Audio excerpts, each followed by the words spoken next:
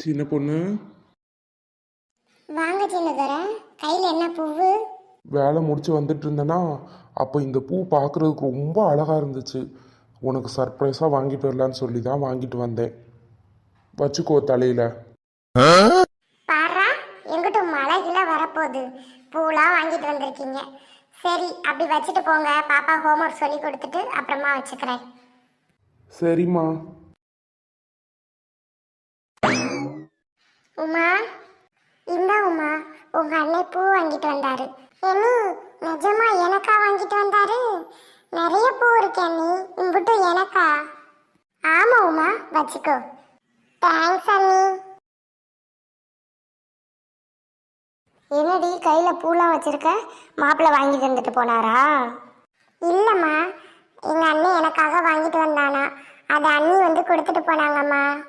அடியே கூறு கட்டவளே, நீயே இப்ப தாண்டி வந்த. நீ வந்தது உங்க அண்ணனுக்கு தெரியவே தெரியாது. உங்க அண்ணி தான் அவளுக்கு வாங்கிட்டு வந்திருக்கிறதுல நீயும் வந்திருக்கன்னு சொல்லி பாதி உனக்கு கொடுத்துருப்பா. அவளுக்குள்ள தங்கமான மனசு யாருக்கடி வரும்? எதுலேயும் உன்னை விட்டு கொடுக்க மாட்டா பத்தியா? உண்மையாலுமே அண்ணி சூப்பர்மா. எனக்கு கூட இப்படி மனசு வராது. உமா, நான் என் ஃப்ரெண்ட்ஸுங்களோட கோயிலுக்கு போறேன், நீயும் வரியா? போயிட்டு வந்துடலாம். அத்தே, நீங்களும் வீட்டில் சும்மா தானே இருக்கீங்க, உங்களுக்கும் பொழுது போகணும்ல.